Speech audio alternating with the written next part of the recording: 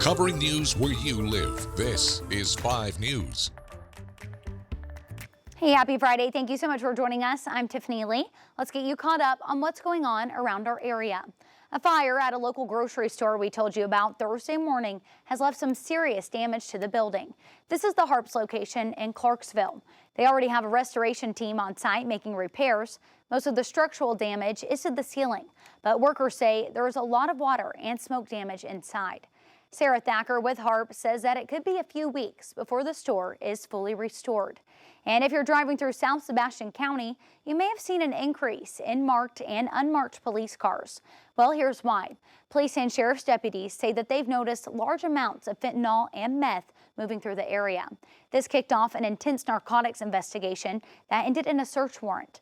Authorities say it resulted in the seizure of everything you see right here on your screen: guns, marijuana, and more. So far, no word on arrest.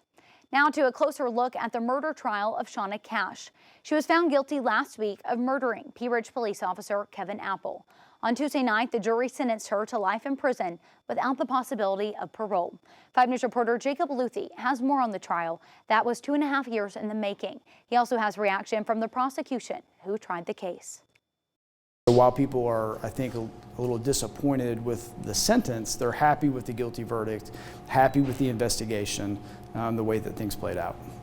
Prosecuting attorney Joshua Robinson represented the state in the case against Shauna Cash.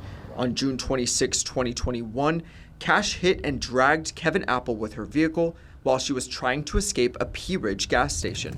Although Robinson's office was seeking the death penalty, he says that he was proud of the way the jury conducted itself, going through the facts of the case and reaching their conclusions on their own. The age of Ms. Cash played a big role.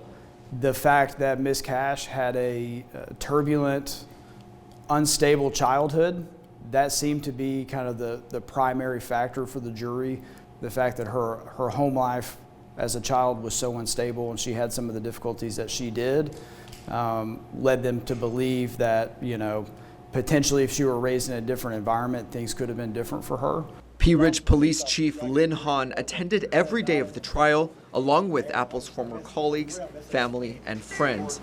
Hahn spoke to Apple's character, saying he would have been the first person to help Shauna Cash out had they met differently. If Shauna Cash had met Kevin under different circumstances that same day, and she told him that she was trying to get somewhere and she needed money for food and gas, he first would have made fun of her purple hair because that's just Kevin, and then he would have given her some money or gas for food, money for food or gas, and that's just the way Kevin was. He's just a super big-hearted guy. Despite all the bad that has come from this situation, Robinson says he has never seen a community come together so closely in the wake of such tragedy. Several community members that were just shopping or getting gas or driving down the road or getting a drink at Sonic, and they hear squealing tires and they hear gunshots and they run to Kevin Apple and they surround him and they sit with him and they care for him. So the amount of community involvement in this case speaks volumes to the kind of community we have in Bentonville, in Benton County, Northwest Arkansas. I've never seen anything like it.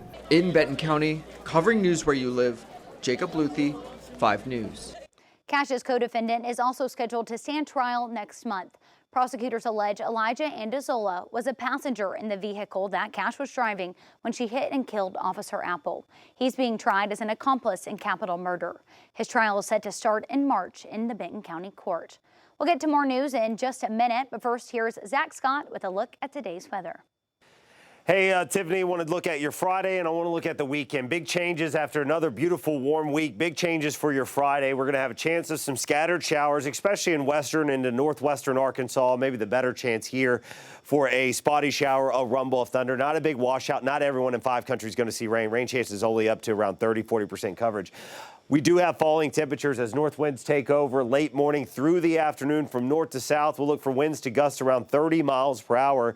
That's going to drive in that cooler temperatures and drive down our temperatures as we go through the afternoon, falling to the 30s by 4 o'clock. Northwest Arkansas, we've fallen from the 60s through the 50s into the 40s across the river valley. Winds will relax some, but it'll stay breezy and cold as we go through the evening into the overnight. We'll be into the lower 30s. Northwest Arkansas Arkansas. If you got Friday evening plans, make sure you dress warm. It's going to be uncomfortable outside as we fall into the 30s and 40s. Of course, it'll be feeling colder. I'll show you that. We'll settle into the 20s Northwest Arkansas Saturday morning, and we'll get into the upper 20s and low 30s River Valley, Ouachitas. Let's look at those wind chills going into and through your Friday afternoon. We've got wind chills by 5 o'clock, upper 20s Northwest Arkansas. Cold air still making its way into southern half of 5 country. We'll drop through the 40s and 30s. These are feels-like temperatures overnight, Saturday morning. Cold start to the day. Wind chills dipping down into the teens to 20s.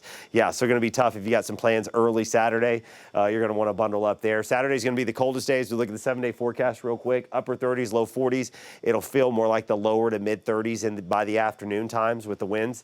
And then look at that nice warm up going into the middle part of next week. We'll look for lower to mid 40s Saturday, turning into upper 70s by Wednesday. Thanks for that, Zach. Well, Pea Ridge students can get free dental screenings today. Crest and Oral-B are taking over Pea Ridge Intermediate School for a time of oral health access and education. It's a partnership with Walmart and the Boys and Girls Club of Benton County. Pea Ridge students are able to get free dental health screenings at school, along with activities to teach them about oral health, all with the goal of making dental care accessible to all kids. Crest and Oral-B will be at Pea Ridge Intermediate School today from 8 to 3. In the River Valley, Fort Smith Mayor McGill shared all the accomplishments and what he hopes to see in the upcoming years in his annual State of the City address. On Thursday, Mayor McGill focused on business growth in the area and how they're planning to keep up with Fort Smith's rapidly growing population. 5 News reporter Lauren Spencer breaks down the key takeaways from the mayor's declaration. One of the great football coaches said, when you win, very rarely do you have to explain anything. And we are winning. Fort Smith Mayor George McGill used the State of the City address to brag about the city and share plans for the future. I'm very proud of what we have accomplished together, but I'm even more excited about the possibilities that lie ahead of us. From Miss America being a Fort Smith native. Congratulations! If you haven't read the story of Madison Marsh, please do it. It's an incredible story. To a surge in development. Demonstrating confidence of the investors and developers that have found the potential in our city. And funding for the Slack Water Project, creating new jobs. It is going to be huge for economic development. Plus the Foreign Military Training Center at the 188th. Our mission in Fort Smith is to be a dynamic business, family, and military-friendly destination that welcomes people from all over the world. He says as the area grows, the city needs to focus on keeping up. Fort Smith has grown a lot faster than we'd ever thought, and it's starting to put pressure on our infrastructure. It is imperative that we invest in our roads, our bridges, and our utilities. And Mayor McGill says he's conscious that growth can come with setbacks and disappointments sometimes.